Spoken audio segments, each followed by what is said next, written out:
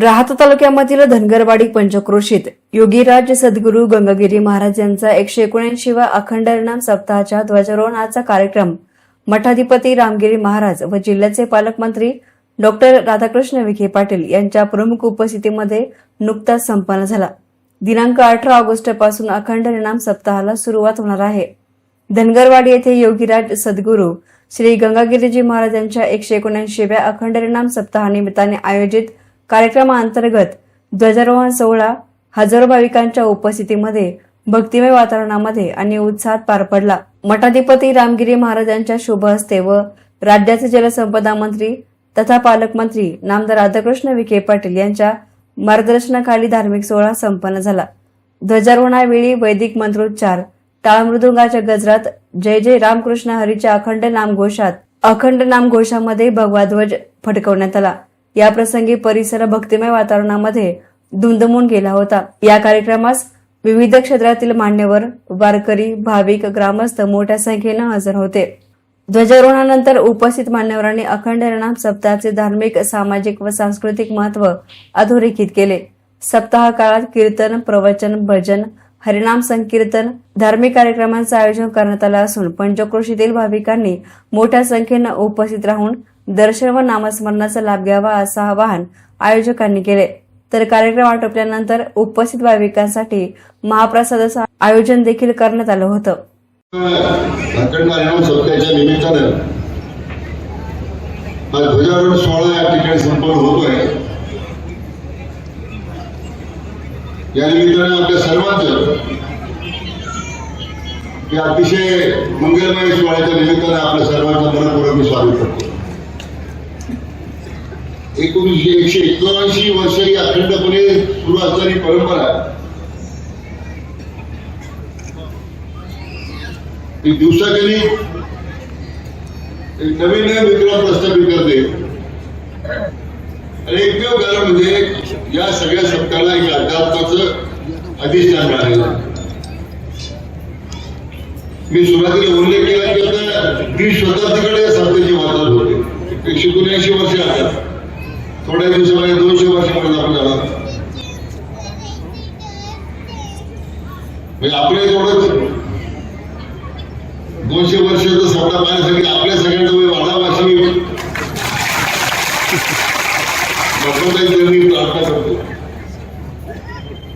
तर आध्यात्मिक क्षेत्रामध्ये एक वेगळा पण सप्ताहाचा आहे. Guinness book of world record मध्ये सप्ताहाचं नाव झालं. आणि या सप्त्याला खरं कोणाच्या निमंत्रणाची गरज नाही.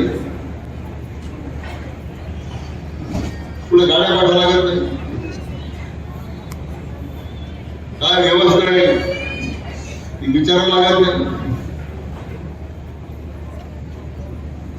केवळ ज्ञानोर तुकारामाच्या गजर करत लाखो भाविक ह्या सप्त्याकडे आपले पाय ओढतात, धावत जातात, सप्त्यामध्ये सहभागी होतात. समाजाला उभी केलेली शक्ती जी आहे हेच खरं या सप्त्याचं मुख्य यश आहे असं मी मानतो.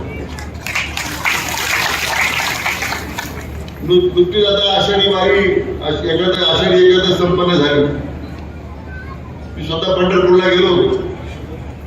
मला वाटतं माझ्या इतक्या वर्षाच्या पाहण्यामध्ये यावर्षी ऐतिहासिक जलसागर पांडुरंगाच्या भेटीसाठी त्या ठिकाणी लोटायला होता. आनंदी विद्यार्थी जे आहे ते मधुकरीचं भजन का करतात. मधुकरी शब्दाचा अर्थ आहे मधु म्हणजे मधमाशी. जसे मधमाशी आहे ती काय करते, फुलाफुलातून थेंब थेंब गोळा करते. फुलाफुलातून थेंब थेंब गोळा करून ते मध साचवते आणि म्हणून ते मध पवित्र आहे. आपण देवपूजनाला सुद्धा ते मध वापरतो. देवाला पंचामृतामध्ये स्नान घालण्याकरता मध वापरतो. प्रसादामध्ये पंचामृताच्या प्रसादामध्ये आणि मध वापरतो. अतिशय पवित्र असं ते मध आहे. ते का आहे तर एक बुंद एका कष्टाने, अतिशय कष्टाने त्या मधमाशीने गोळा केलेला आहे.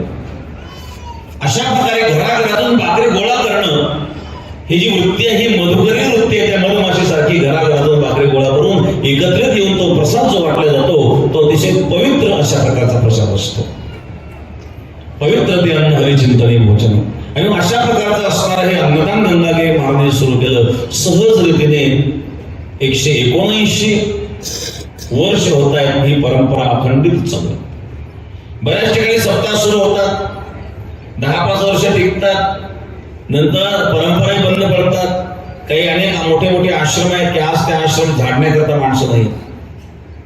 शेवटी गंगागिरी महाराजांची एक मोठी तपस्या आहे, ही साधना आहे. केवळ गंगागिरी महाराजांची तर आहेच, परंतु गंगागिरी महाराजांच्या नंतर हरिगिरी महाराज असतील, नाथगिरी महाराज असतील, सोमेश्वरगिरी महाराज असतील, गुरु नारायणगिरी महाराज आहेत. गुरु नारायणगिरी महाराजांनी सप्ताहाच्या निमित्ताने समाज जोडण्याचं मोठं कार्य केलं. हे सप्ताहाचं स्वरूप वाढलं.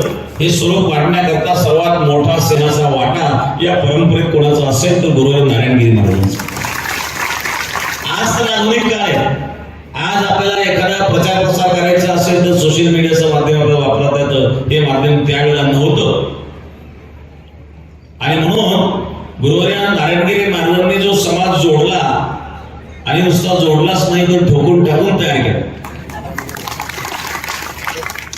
आणि म्हणून आज आपल्याला हे जे दृश्य दिसतंय हे त्यांनी लावलेलं रोप आणि त्यांनी केलेलं कष्ट त्याचं फळ आपल्याला चाखायला मिळते. गंगागिरी महाराजांनी तर रोप लावलं पण त्याला खत पाणी घालण्याचं काम गुरु नारायणगिरी महाराजांच्या काळामध्ये विस्तृत रीतीने झालं आणि आज आपल्याला त्याचं फळ चाखायला मिळत आहे. हे या सर्व महात्म्यांचं असणारं तपस्येचं फळ आहे. एहसान मीडियासाठी प्रतिनिधी युनुस इनामदार, राहता.